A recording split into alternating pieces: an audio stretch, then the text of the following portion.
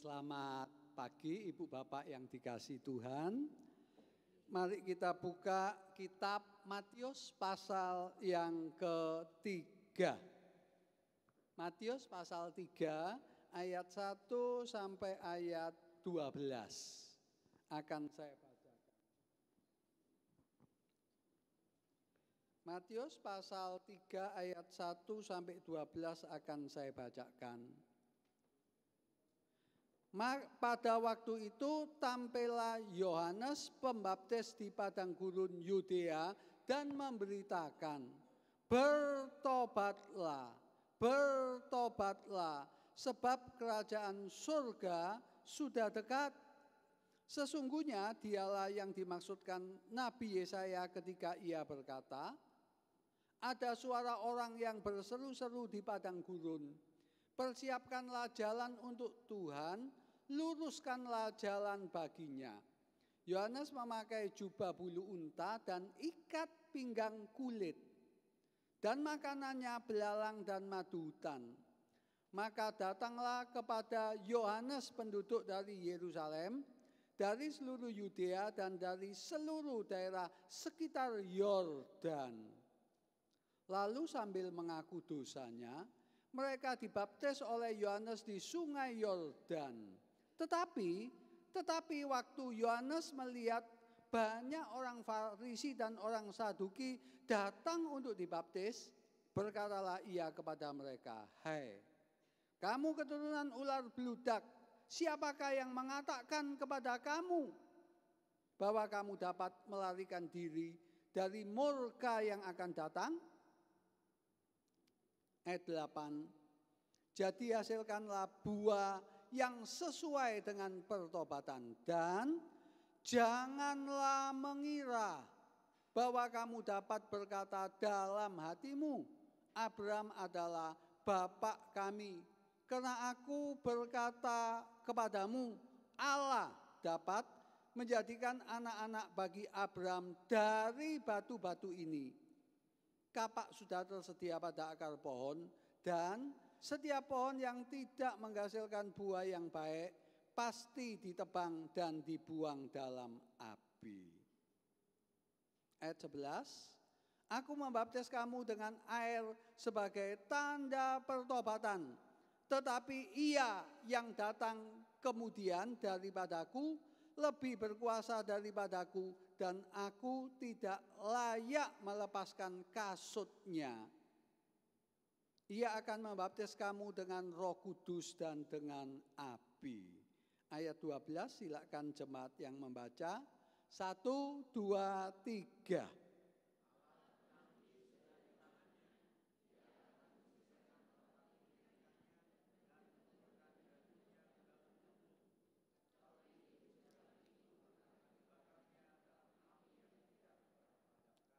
Ya, terima kasih. Sebelum saya memberitakan firman Tuhan, saya minta 2 hal. Yang pertama, HP di silent. Tidak ada yang WA-an, tidak ada yang telepon, karena ibadah adalah konsentrasi, menghargai Tuhan. Itu yang terpenting dalam ibadah. Tidak ada artinya ibadah saudara senang atau tidak, tapi pertanyaan penting, apa Tuhan dihormati.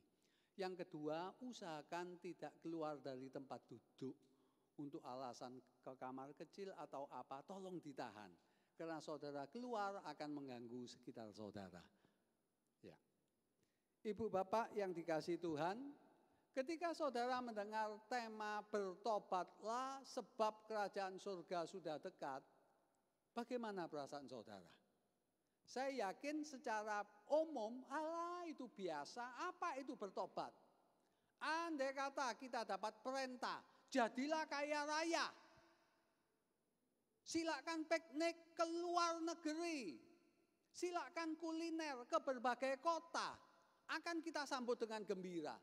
Tapi kata bertobat, apa enaknya?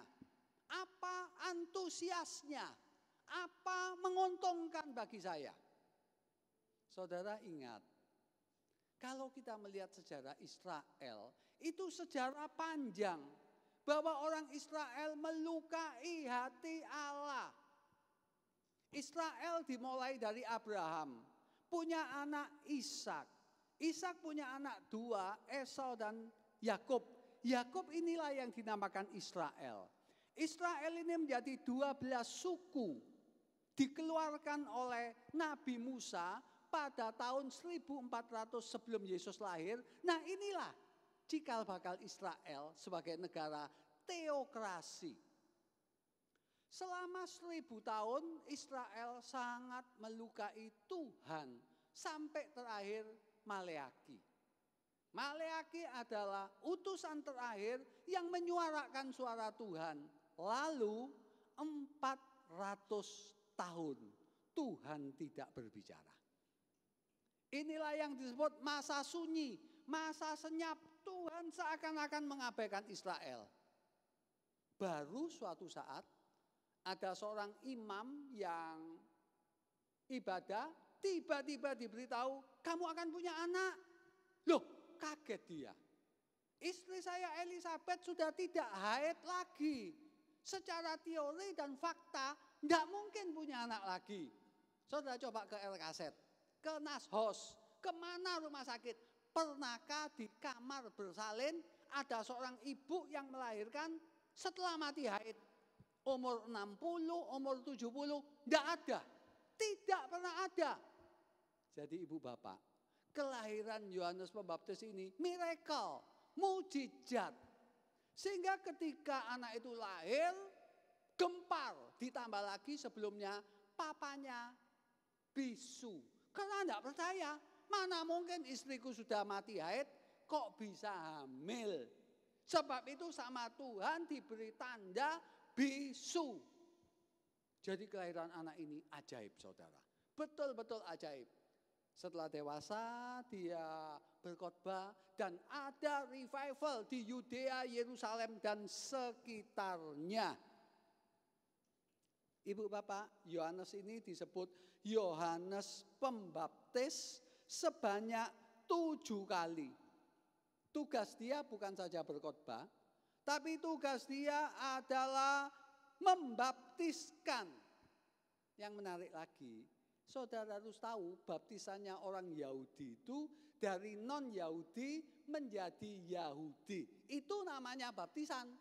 Tapi untuk Yohanes ini istimewa. Istimewanya apa? Orang Yahudi sendiri dibaptiskan. Jadi peristiwa ini betul-betul mengejutkan.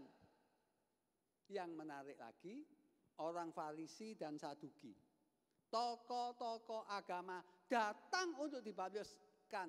Yang menarik lagi, ditolak sama Yohanes. Sorry ya, kamu tidak boleh dibaptiskan. Karena kehidupanmu kotor, kamu banyak kamuflase. Kelihatannya di luar baik, tapi sebetulnya kamu tidak baik.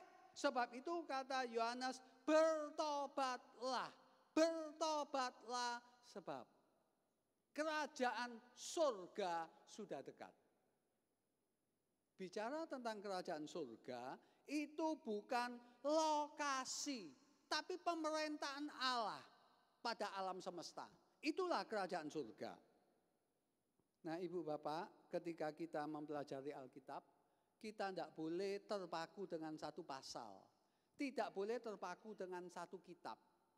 Ketika kita mempelajari Matius, harus melihat Yesus waktu itu belum mati. Setelah Yesus meninggal, Yesus bangkit, kisah 2, Yesus mencurahkan Roh Kudus, lalu ada surat Roma, ada surat Korintus, semua itu harus kita lihat seluruhnya. Kalau saudara mau melihat Surabaya, jangan hanya melihat Citraland, itu tidak adil. Hanya melihat Graha Family, tidak adil. Saudara harus ke Jalan Demak, ke Pabean, ke Wonokromo, itu semua Surabaya. Supaya fair. Demikian pula untuk kata bertobat. Kata bertobat itu apa artinya? Menurut data Alkitab ada 2 arti. Bertobat ketika kita bertobat percaya Yesus pertama kali. Yang kedua adalah bertobat setiap hari. Ibu bapak, orang Kristen yang sudah percaya Yesus, yang lahir baru itu tidak seperti ulat yang merangkak di tanah, tapi seperti kupu-kupu. Kita ini punya kodrat yang baru. Ini sangat penting. Di balik wajah saudara ada roh. Di balik tubuh kita ada roh. Dan roh kita bersatu dengan rohnya Tuhan. Itulah kodrat baru. Jadi bertobat itu apa? Artinya setiap hari minta ampun dosa. Kata bertobat itu artinya berubah pikiran.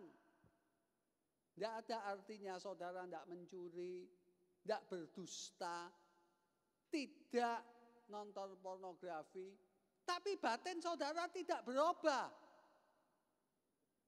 Tapi juga tidak mungkin batin saudara berubah, kata-kata saudara tidak dipengaruhi, perbuatan saudara tidak dipengaruhi, tingkah laku saudara tidak dipengaruhi.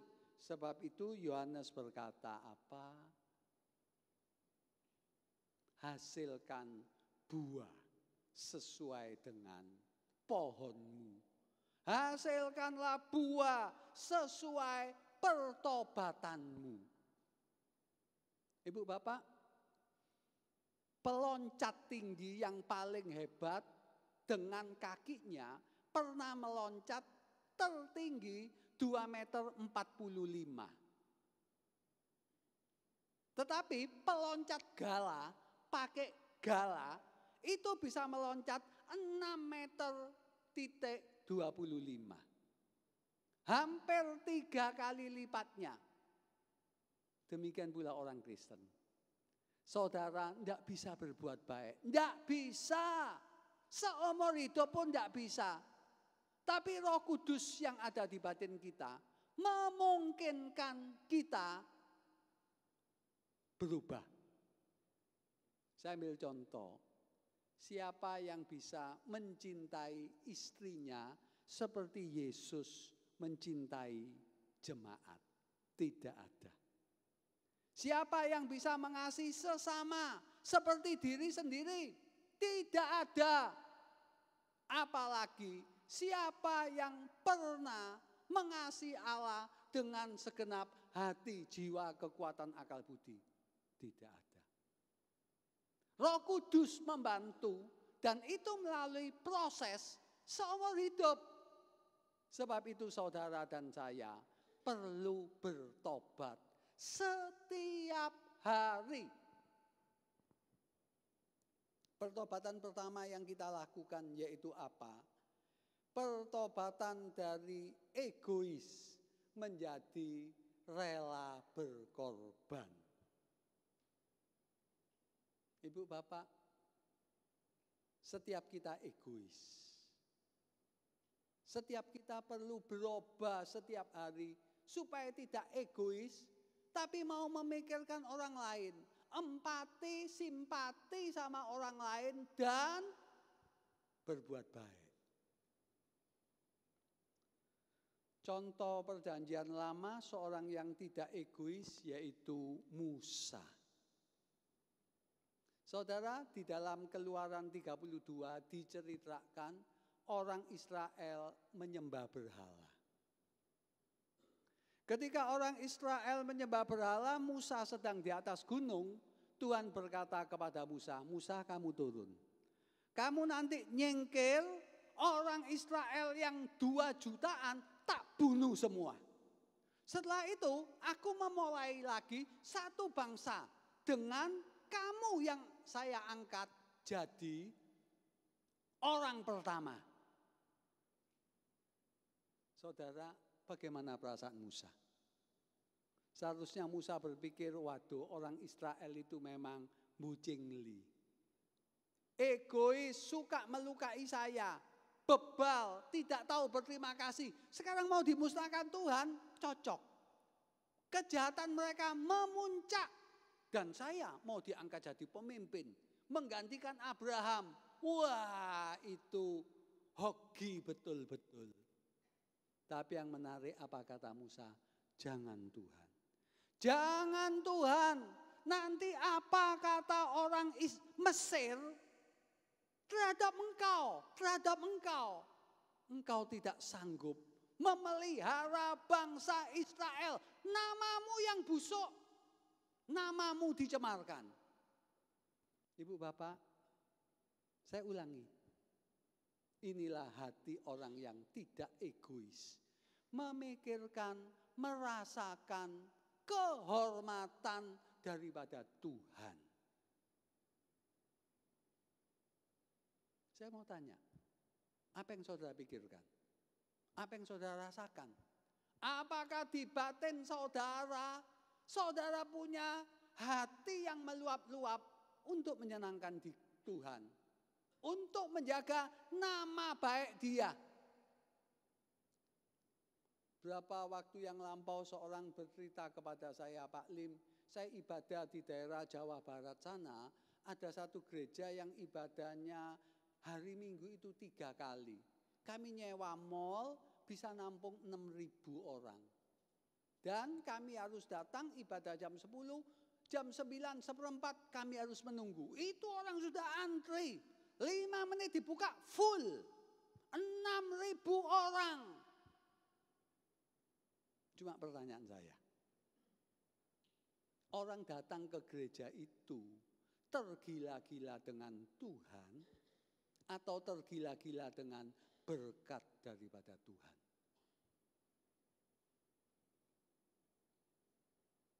Saudara, banyak orang berpikir ikut Tuhan akan kaya, sukses, makmur. Alkitab memang berkata, cari dulu kerajaan Allah dan kebenarannya. Semua akan ditambahkan kepadamu.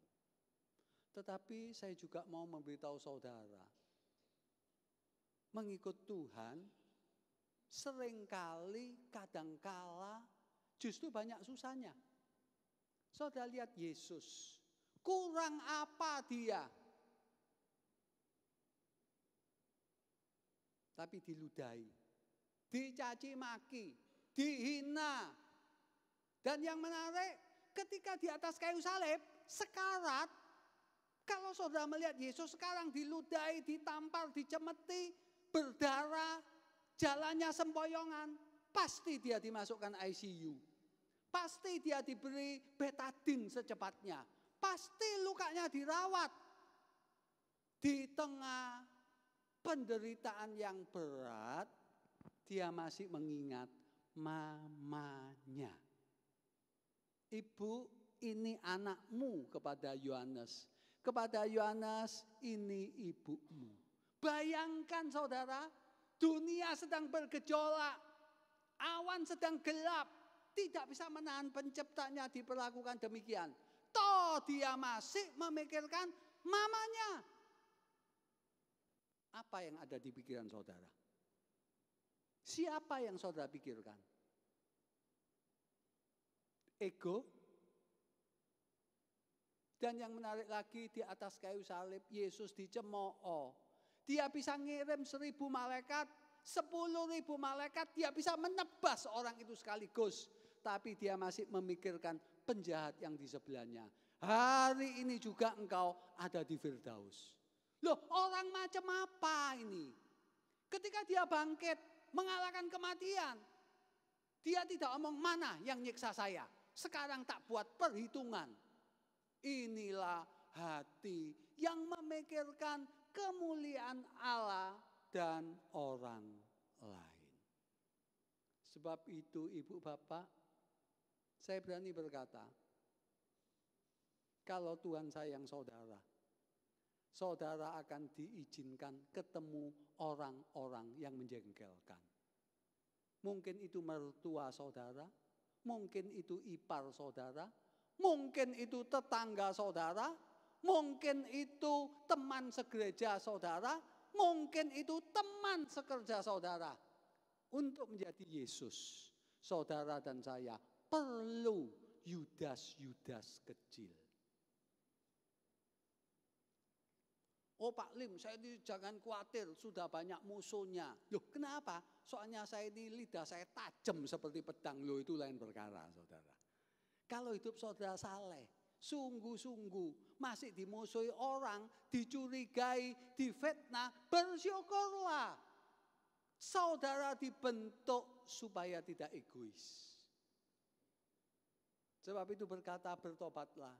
Kita tidak akan mencapai target, tetapi kita terus belajar tidak egois. Hidup untuk menyenangkan Tuhan dan memikirkan kebaikan orang lain.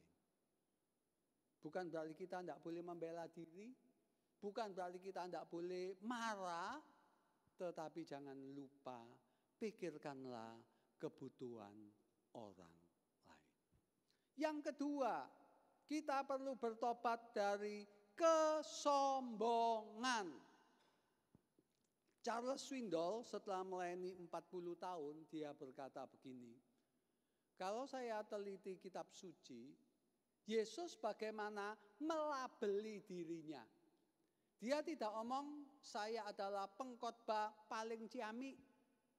Saya adalah pembuat mujizat paling top. Saya adalah dosen yang bagus sekali. Tidak. Yesus melabeli dirinya dengan apa? Aku rendah hati dan lemah lembut. Saudara, pernahkah saudara berpikir, kalau ada seorang pendeta yang bisa menjamah seorang yang kena kanker stadium 4, 10 orang langsung sembuh, pendeta itu akan terkenal. Apalagi ditambah kalau pendeta itu bisa membangkitkan orang dari kematian 4 hari 4 malam. Memang saya pernah mendengar ada pendeta yang bisa membangkitkan bayi yang sudah mati.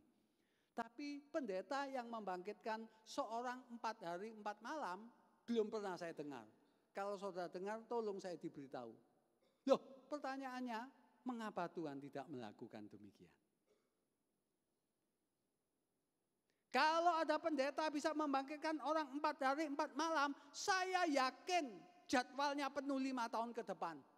Karena laris manis diundang di mana-mana untuk berkhotbah. Tapi yang menarik tidak.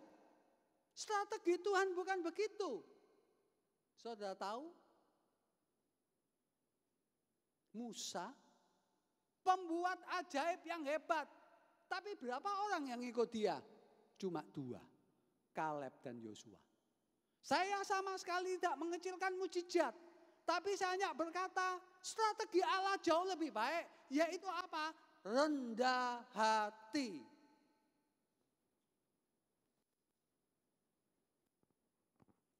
Kenapa saudara tidak suka dengan tetangga saudara? Bukan karena tetangga saudara tidak bisa buat mujizat loh. Tapi karena tetangga saudara sombong. Betul enggak? Tidak mau nyapa saudara, sikapnya tidak hangat, tatapan matanya mengecilkan saudara. Saya seorang penginjil, kadangkala melayani orang yang mau cerai, juga tanya semua pendeta penginjil, pernahkah ada seorang wanita atau pria minta cerai sama pendetanya dan omong, loh kenapa minta cerai? Suamiku tidak bisa mujizat dia. Dia tidak bisa menyembuhkan orang sakit. Ada? Tidak ada. Orang mau cerai biasanya karena apa? Tersinggung, marah, dendam, diremehkan, tidak dicukupi kebutuhannya. Sebab itu minta cerai. Tidak ada orang mau minta cerai karena tidak bisa berbahasa lidah. Tidak. Pelajaran apa? Strategi Allah itu memang ciamik. Dia menekankan karakter lebih daripada mujizat. Seorang pendeta bernama John Stott berkata, Yesus paling dihargai apanya? Dia bisa berbuat mujizat, tapi Yesus dihargai karena apa? Rendah hatinya. Dia pencipta alam semesta, tetapi melayani. Pengajarannya berwibawa, tapi dia memiliki sikap menghargai orang lain. Sebab itu ibu bapak, belajarlah menghargai orang lain. Kalau ketemu tetangga, senyum. Kalau ketemu ke tetangga, sapa. Kalau 10 kali enggak mau disapa, ya mau apa lagi? Ya diem aja, betul enggak?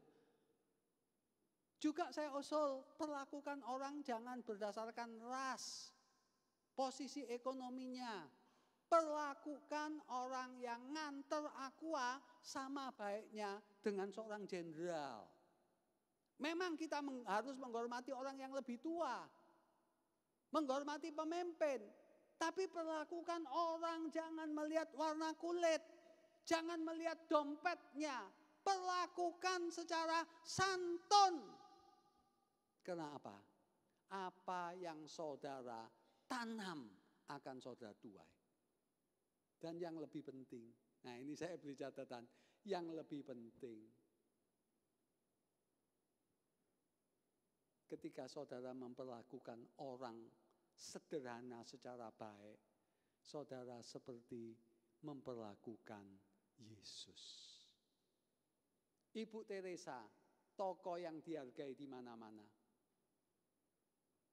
Dia berkata, di dalam wajah orang yang tidak menguntungkan kita, itu sesungguhnya Yesus menyamar. Kita mungkin tidak bisa seperti dia menjamah orang kusta, kita tidak bisa. Tapi paling tidak berlakulah baik di lingkungan kita, di famili kita. Orang yang ngambil sampah, mengantar aqua, anak kecil yang berlari-lari di depan rumah kita, perlakukan dengan baik. Karena apa? Mereka itu segambar serupa dengan Allah. Jadi kita perlu bertobat. Bertobat dari apa? Sikap arogansi. Oh Pak Lim, saya arogan, ya enggak apa-apa itu Pak Lim. Saudara, saya beri 2 contoh dari Alkitab.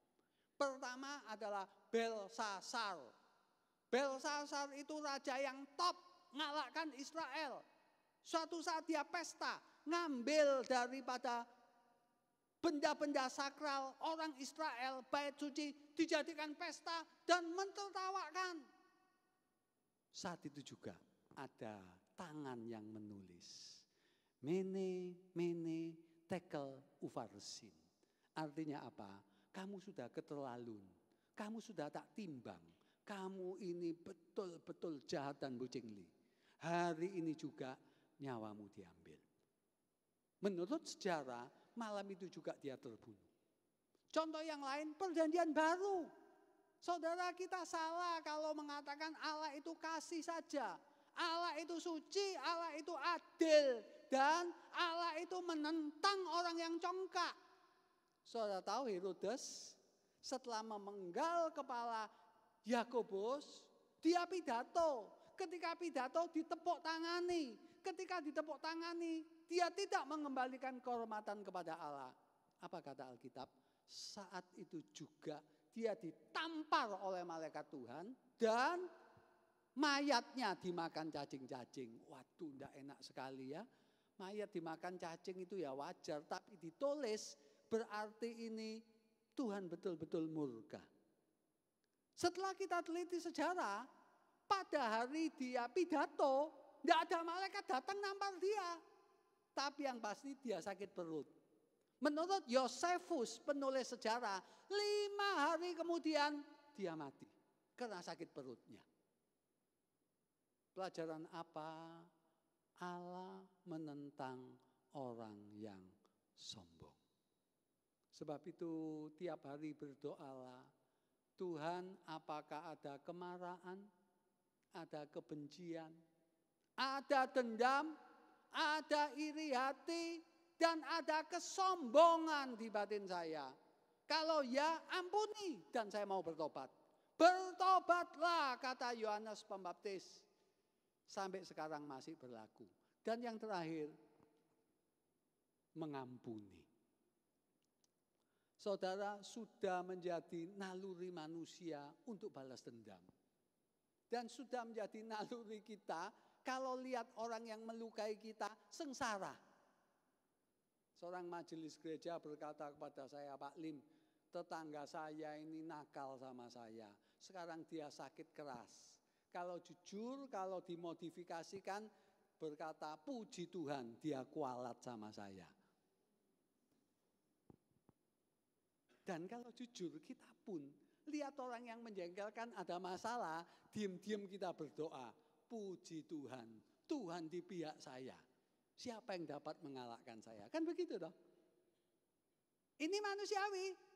Sebab itu ada orang mengatakan, kalau kebaikan dibalas kejahatan, itu sorry, tindakan binatang.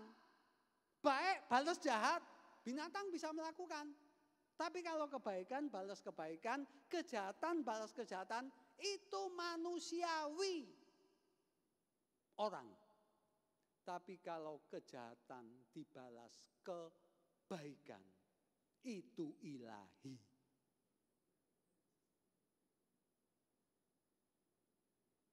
Ibu bapak, Yesus di kayu salib sangat dipermalukan, dihina, dan dia bisa balas dendam. Tapi justru doanya yang keluar, Bapa ampuni mereka. Dalam bahasa Yunani itu seperti tersenggal-senggal, berkali-kali, ampuni, ampuni. Saudara, 3 kerugian kalau kita dendam. Pertama, merugikan fisik kita. Seorang pendeta berkata, kalau saudara dendam, saudara harus siap-siap bayar biaya dokter. Saya tidak mengatakan semua yang sakit itu kena dendam loh ya.